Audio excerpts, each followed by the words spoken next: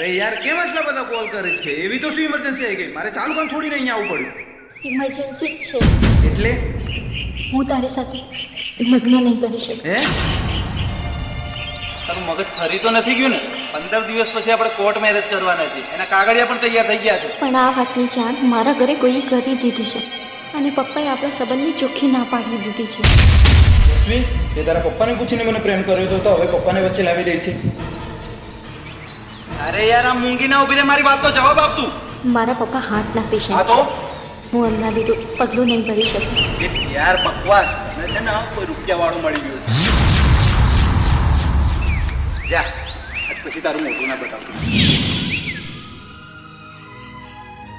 અને યાદ રાખજે, મારા આજ પછીની દરેક દિવસની શરૂઆત તારા માટેની બદદુઆથી થશે અને તું જોરી જોરીને મરીશ.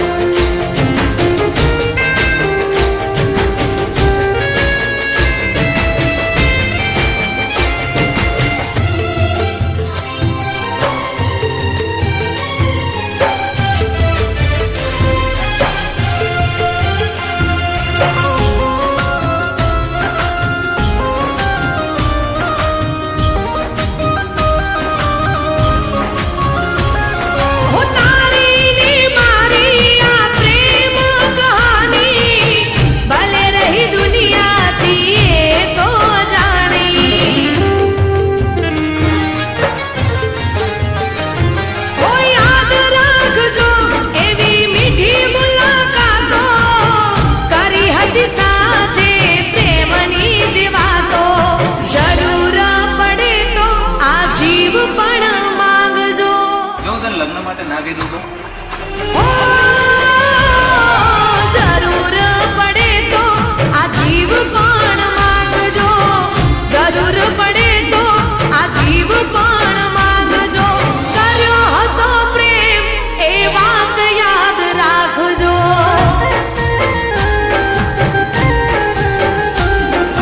સામે મળો તો ઓળખાણ જરા રાખજો.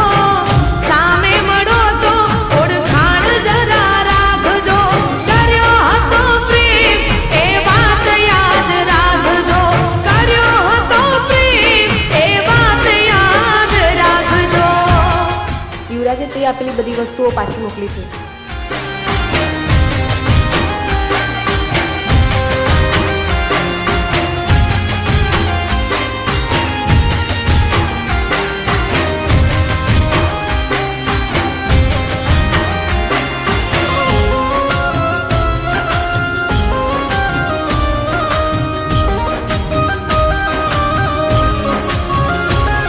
હો દિલના મંદિરમાં પૂજા તારી કરશું.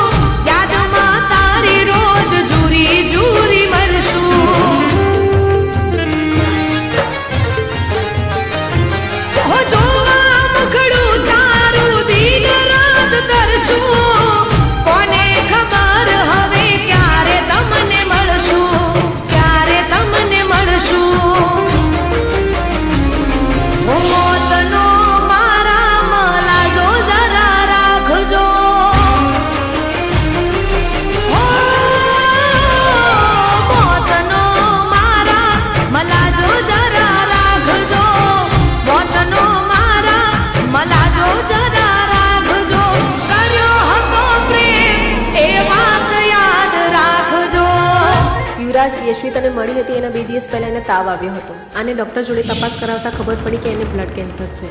એટલે તારી જિંદગી બરબાદ ના થાય એટલા માટે એને લગ્નની ના પાડી. ઓ સામે મળો તો ઓળખાણ જરા